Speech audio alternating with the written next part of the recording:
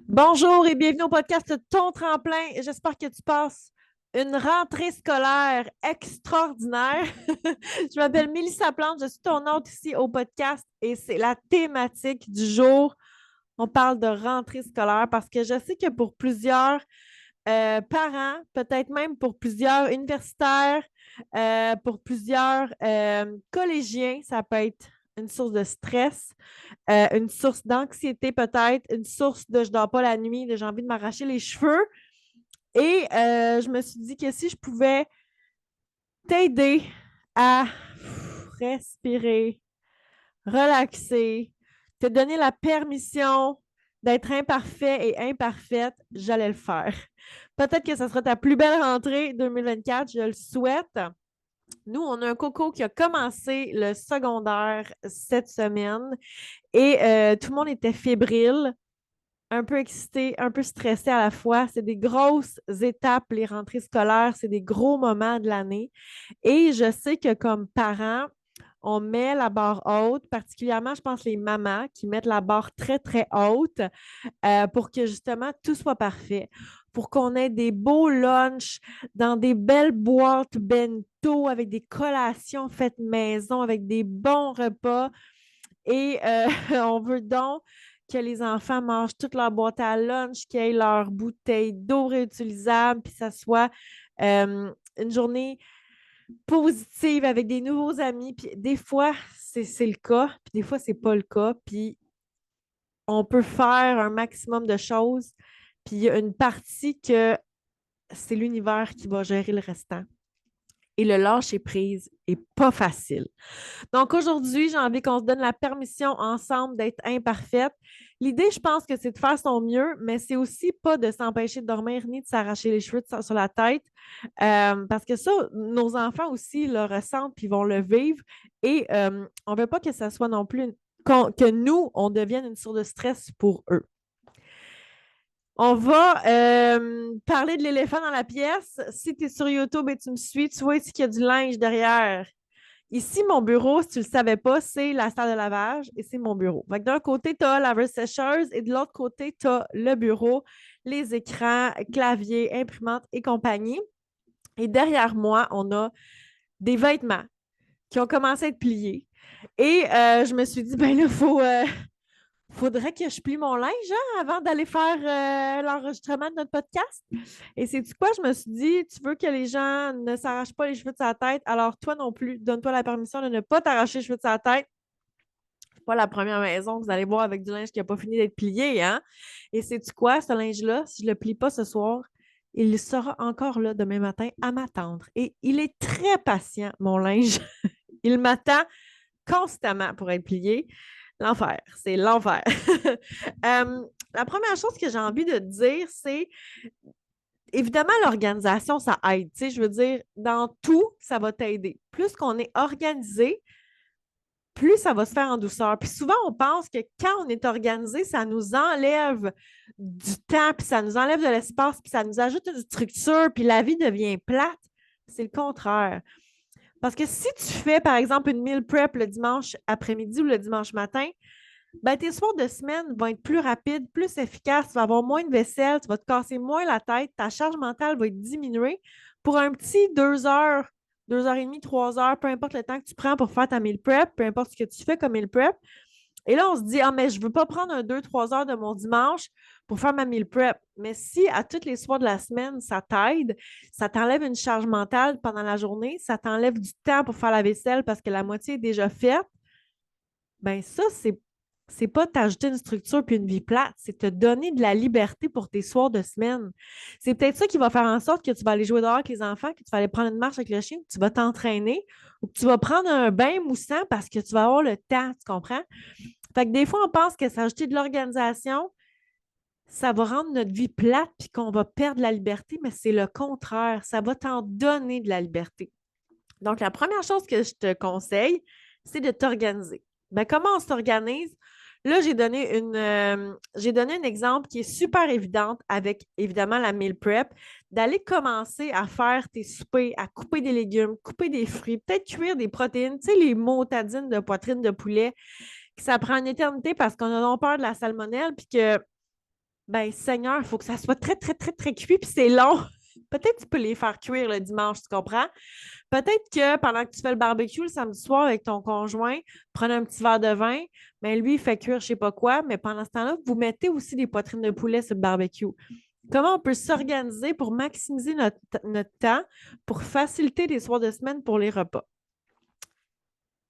Tu n'as peut-être pas le temps de faire une meal prep, mais comment tu peux alléger ta vie? Ben là, on est en 2024 en ce moment. Si tu écoutes l'épisode en 2030, ben ça se peut qu'il y ait des changements. En 2024, on a des boîtes qui sont livrées à la maison. Good Food, HelloFresh. Ça se peut que tu te donnes un break pour la rentrée puis que tu veuilles te commander une boîte comme ça. Puis sais-tu quoi? C'est correct. Oui, ça se peut que ça coûte un petit peu plus cher que si tu vas à l'épicerie, mais ça va te libérer tes soirées, ça va te donner du temps. Tu vas essayer des nouvelles recettes, puis c'est correct. Tu sais, une semaine, why not? Peut-être que pour la rentrée, ça vaut la peine. Tu peux peut-être utiliser le service de traiteur aussi pour ta bouffe. Je ne sais pas quel service tu as dans ta ville, mais ça peut être quelque chose d'intéressant. Des fois, de faire de la bouffe aussi entre amis. Tu sais, une gang de girls le dimanche matin, prend un café, on se fait un mimosa, puis on cuisine ensemble, puis tout le monde part avec des plats. Ça peut être cool, tu sais. Fait que comment tu peux t'organiser côté culinaire pour te faciliter les soirs de semaine? Ça, c'est des idées. Tu peux aussi instaurer une habitude avec les lunchs. Par exemple, moi, j'ai commencé à faire mes lunchs, je pense que je devais être en sixième année, cinq, sixième année peut-être. Secondaire, je faisais tous mes lunchs. Puis peut-être avant, je choisissais mes collations. Et tu sais, tu peux acheter à l'épicerie des collations. Tu peux aussi en faire, of course. Je faisais des farces tantôt, là, mais tu n'es pas obligé de tout faire à la main. Mais si tu as le temps puis que tu aimes cuisiner puis que tu as l'espace dans ta vie pour faire ça, ben c'est sûr, go for it. Fait que, tu sais, tu peux préparer des choses d'avance, avoir des collations sous la main, puis dépendant de l'âge de tes enfants, soit leur faire leur propre lunch ou leur dire ben, Minou, qui est en quatrième année, choisis tes deux collations pour ta journée. Voici option fruits, option légumes, option, je ne sais pas, moi, pain aux bananes, muffin, peu importe. Et ça peut être quelque chose que tes enfants vont prendre l'habitude de faire, de choisir leur collation ou de faire leur lunch.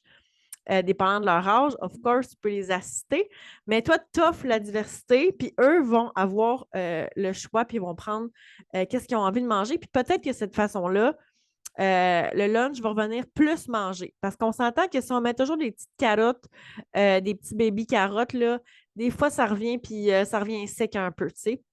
Je ne sais pas si tu connais l'humoriste Mère ordinaire, je ne me rappelle pas son nom, Bianca Lompré, si ma mémoire est bonne, qui disait que rendu au mercredi, on les humidifie, nos petites carottes, nos petites bébés carottes, parce qu'ils sont rendus secs, parce qu'ils n'ont pas été mangés. Puis rendu au vendredi, là, on se demande s'ils sont passés date. Tu sais. Peut-être que si tes enfants choisissent leurs pommes, leur compote de pommes, peu importe, ils vont être plus à même de la manger, leur collation. Fait que ça peut être une chose à instaurer en début d'année. Ce que j'aime aussi, et ça, je le fais moi depuis au moins 2 ans, je prépare tous mes vêtements pour la veille. Fait que c'est quelque chose que tu peux faire pour toi et aussi pour tes enfants ou avec tes enfants ou demander à tes enfants de le faire la veille aussi pour justement adoucir le matin puis accélérer aussi le matin parce qu'on ne se le cachera pas que les enfants, les choix de vêtements, des fois, ça peut être long, puis l'habillement, ça peut être long aussi. Fait qu'au moins, s'il y a une étape de fête, la veille, on a sorti nos affaires, ça peut accélérer le processus. Personnellement, moi, Mélissa, le matin, je ne peux pas me décider sur quel vêtement d'entraînement je vais faire et ensuite quel vêtement pour ma journée. C'est trop de choix. Je suis tout le temps dans le garde-robe, j'arrive pas à me décider, j'arrive pas à choisir.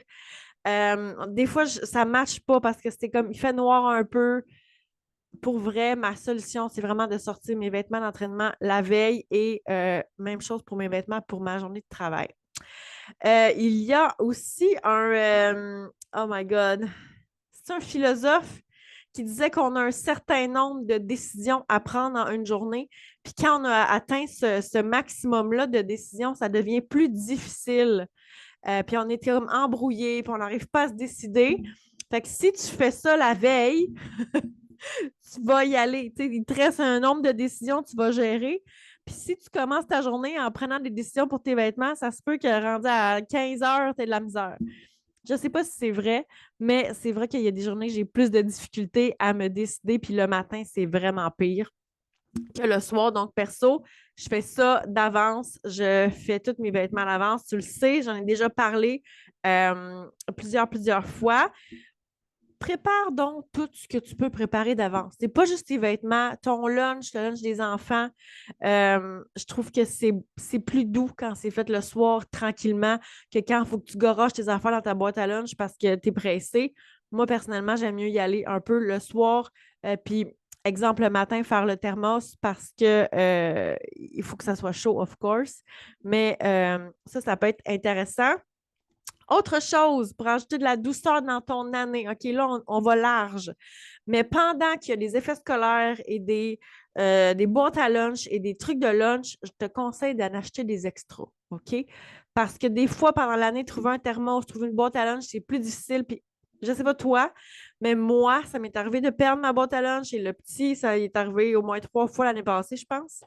Fait que d'avoir des extra items dans un garde-robe quelque part, pendant l'année, je pense que ça peut être intéressant. Puis des fois, ça coûte moins cher aussi à la rentrée, il y a des rabais. Fait que je te dirais, surveille les rabais. Ça peut être super intéressant. Puis l'autre chose qui est intéressant aussi, c'est mon magasin Bref, Village des Valeurs, a souvent des thermos, des fois qui sont un peu cabossés, mais ça peut être ça qui est caché dans ton armoire, puis c'est ton backup plan si jamais le kid ne ramène pas son thermos. Tu en as un d'extra, puis il ne t'a pas coûté 35$. Là. Fait que ça peut être intéressant. Euh, Autre chose que j'ai envie de te dire, c'est le fameux moment des devoirs et des leçons. C'est pas toujours évident à fitter dans une vie, surtout si tu es une taximum, si ton enfant a des sports parascolaires, euh, compétition de peu importe quoi, ça peut être touché. Mais nous, ce qui fonctionnait quand même bien, c'est de faire les devoirs et les leçons pendant le souper. Donc, exemple, je coupe de la salade, ben, je suis capable de demander les mots de vocabulaire. Fait que, trouve qu'est-ce qui fonctionne le mieux pour toi, mais dépendant de ton enfant à quel âge, c'est sûr que si ton enfant est en 6e année, vous êtes rendu rodé. OK? Ça fait 6 ans que vous faites des devoirs et des leçons. Si est en première année, des fois, c'est un peu plus challengeant. Personnellement, je te dirais the sooner the better dans la soirée. Le plus tôt sera le mieux parce que c'est comme nous, hein, on devient fatigué, les enfants deviennent fatigués, la patience est moins là, moins quick, moins efficace à donner des réponses. C'est plus long, tout s'étire à un moment donné. Fait puis même moi, quand j'étais à l'école, je revenais de l'école, je faisais mes devoirs, puis après ça, merci, bonsoir, c'est terminé, on n'en parle plus. Fait que ça peut être intéressant de tester ça. Si vous n'avez pas de façon encore pour les devoirs. Mais pendant le souper, nous, c'est pendant la confection du souper, c'était quelque chose qui fonctionnait bien. Puis si c'était pas pendant la préparation du souper, c'était pendant la vaisselle. Fait que par exemple, moi, je faisais la vaisselle, puis My Love faisait les verbes et compagnie. Voyons, qu'est-ce que j'ai ajouté? Ah oui, euh, la rentrée scolaire aussi, des fois, on veut ajouter, pas ajouter, on veut remettre nos bonnes habitudes en place. Des fois, l'été, on a perdu l'habitude de s'entraîner, on a perdu l'habitude d'aller marcher, puis là, on veut rentrée scolaire, on remet nos habitudes dans le calendrier. Et je pense que c'est quand même intéressant parce que c'est comme un reset naturel. Mais des fois, notre assiette est déjà pleine, puis là, on essaie de rajouter des affaires dedans, puis rajouter les cours qui vont commencer, la rentrée scolaire pour les enfants, peut-être la rentrée scolaire pour nous, le sport là-dedans, on veut s'entraîner, on veut aller au gym, puis tu sais, des fois, Mané, là, ça fonctionne pas tant. Peut-être utiliser des alternatives. Exemple, si tu es habitué à aller au gym, puis là, tu es habitué, tu y vas 1h30, 2 heures, peut-être aller faire une petite marche avec le chien. Peut-être aller faire un jogging. Tu sais, si tu y vas 3 km, si tu vas 20 minutes à la place de 30-40 comme tu es habitué, ça vaut pas rien. C'est extraordinaire. Parce que, tu sais, des fois, on se dit, ah, faut aller marcher juste 15 minutes, ça vaut pas la peine, j'irai pas. Oui, ça vaut la peine. Ça va te faire changer d'air, ça va te faire un reset, ça va te booster d'énergie. Tu vas avoir comme une bonne petite fatigue après ton 3 km, même si c'est, je mets des guillemets, juste 3 km. Ça va te faire du bien, ça va diminuer ton stress. Mais tu sais, si tu es habitué d'aller au gym, tu y allais en juin, tu allais 2 heures, bien là, ça se peut que ça ne fitte pas en ce moment. Laisse-toi une chance, tu sais. Puis là, il y a quelque chose qui me chatouille. Je m'excuse, tu as entendu des bruits du ASMR. Si tu as écouté le dernier épisode, tu as vu que j'étais au camping et le micro s'est fait trimballer. Puis là, j'ai l'impression qu'il y a comme un poil de chien qui me chatouille le bout du nez. Mais nos habitudes qui fonctionnaient, ça se peut qu'ils ne fonctionnent plus, tu sais. Fait que des fois, il faut toujours être doux avec nous parce que ce qui fonctionnait il y a 6 mois ne fonctionnera peut-être pas. Ce qui fonctionnait hier ne fonctionnera peut-être pas aujourd'hui. Il faut toujours être en mode adaptation. Tu sais, Mélissa, le 13 mars 2020, se levait à 5 heures à tous les matins de sa vie pour s'entraîner et travailler la business. En ce moment, ça ne fonctionnerait pas. Je suis brûlée bien raide. Puis c'est pas une routine en ce moment qui fonctionne pour moi, tu sais. C'est pas parce que ça a déjà fonctionné que ça fonctionne plus que je ne suis pas bonne non plus. C'est juste que la vie change, puis on s'adapte. Donc, si tu étais habitué de t'entraîner au gym 2 heures par jour, ça se peut en ce moment à la rentrée que ça ne fonctionne pas. Donne-toi de l'amour. Fais ce que tu peux. On l'a dit, peut-être une marche. Écris-moi sur Messenger, sur Instagram, Mélissa Baramba Plante. Je peux t'envoyer gratuitement une séance d'entraînement, pas de matériel, 20 minutes. C'est juste pour comme changer d'air, ça peut te faire du bien. Euh, Puis laisse-toi le temps de réintégrer ça à ta routine, de laisser aussi la folie de la rentrée passer. C'est comme une semaine, là, une semaine et demie. Donc, donne-toi un break, puis ça va revenir. Tu peux focuser sur d'autres choses, boire de l'eau, manger plus de légumes, manger plus de fruits. Mais si ça te fait du bien, évidemment, va t'entraîner. Là. Je te dis pas de ne pas t'entraîner. Je te dis juste de te donner de l'amour. Si en ce moment, c'est plus dur à fitter dans ton horaire, c'est normal, ça va passer. Tout est cyclique dans la vie. Hein? Fait qu'il ne faut pas s'en faire avec ça, ça va revenir. Si jamais c'est quelque chose qui est difficile. Si c'est quelque chose qui est difficile, tu peux toujours aussi aller asseoir une habitude sur une autre. Qu'est-ce qu'elle veut dire, Mel, là-dedans?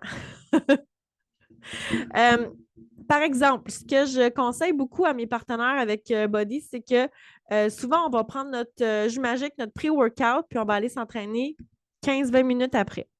Mais je conseille à toutes mes clientes et à tous mes partenaires de faire du développement personnel, de la lecture ou écouter un podcast. Des fois, faire la lecture, si tu as une vie occupée comme la mienne, t'asseoir 15-20 minutes pour lire, c'est tough. Fait que ce que je conseille toujours de faire, c'est on assoit. Là, j'ai Lolo ici qui est à côté de moi. Hein, Lolo d'amour, tu viens-tu dire bonjour? Viens-tu dire bonjour aux amis sur YouTube et sur le podcast? Non, on ne vient pas. Ce que je conseille à tout le monde, c'est de vraiment de venir asseoir ta nouvelle habitude sur une habitude que tu es déjà familière avec, familier avec. Moi, je bois mon pré-workout à chaque matin juste avant de m'entraîner. Donc, pendant ce moment-là, je peux m'asseoir puis aller lire. Prendre ces 15 minutes-là où est-ce que, à place de scroller mon téléphone, je peux aller prendre le temps de faire mon développement personnel. Donc, c'est une habitude que j'ai mis en place il y a longtemps, qui est de prendre mon pré-workout, de boire mon jus magique. Et là, je peux venir on a rajouté une petite couche qui est faire mon développement personnel. Fait que, tu sais, dans ta vie, tu as probablement des moments comme ça que tu peux venir stacker des habitudes sur une habitude qui est déjà acquise. L'autre exemple que je donne beaucoup à mes clientes, c'est pendant que tu fais la vaisselle, ça se peut que tu veuilles écouter mon podcast, le meilleur podcast ever, pendant que tu fais la vaisselle, tu sais, parce que tu n'as pas nécessairement besoin beaucoup de ton cerveau. C'est sûr que là, si on l'a dit tantôt, si tu fais les devoirs et les leçons pendant la vaisselle, ça ne fonctionnera pas, mais tu comprends ce que je veux dire. Si pendant que tu plies du linge, par exemple, tu peux venir écouter un podcast, tu peux nourrir ton cerveau parce que le pliage de linge, tu en as à chaque semaine. Fait que c'est une habitude que tu fais ton lavage le samedi, tu écoutes un podcast, par exemple, pendant que tu plies ton linge. Ça peut être super intéressant de venir ajouter une nouvelle habitude sur quelque chose qui est déjà en place. Tu as beaucoup plus de chances de réussir avec cette nouvelle habitude-là et aussi ton habitude va s'instaurer beaucoup plus rapidement. Autre exemple, moi, quand je cours, j'écoute pas de la musique, j'écoute des podcasts. Je trouve que ça passe beaucoup plus rapidement et si tu es un coureur, une coureuse, je te recommande de l'essayer, tu vas voir la différence. C'est comme si j'avais une conversation, tu sais. C'est comme plus vivant, je trouve. Mais j'ai commencé ça parce que je courais. Puis là, j'étais comme tannée d'écouter de la musique et j'ai commencé à écouter des podcasts. Mon habitude qui était déjà installée, c'était la course. Et là, je suis venue en ajouter une couche par-dessus. C'était les podcasts. Fait que ça peut t'aider. Dernière chose, c'est essaye pas que tout soit parfait puis que tout soit fait en même temps. Donne-toi un break et donne-toi, tu sais, pars avec le fait que la rentrée scolaire ne sera pas parfaite. Ça se peut que l'autobus ne passe pas. Si je me fie à des amis, ma patronne, collègue de travail, l'autobus est en retard de 30 minutes. Ça se peut que l'autobus ne passe pas du tout. Ça se peut que ton kid manque l'autobus parce que l'autobus est en avance puis lui, il n'était pas prêt à ça. Ça se peut que le kid oublie sa boîte à lunch parce que ça fait 3 mois qu'il ne trimballe pas puis que là, il l'a laissé sur le contrôle de la cuisine, tu sais. Il va avoir du trafic. On le sait, là. C'est le genre d'affaire qui, à chaque année, c'est la même chose. Il y a encore de la construction partout.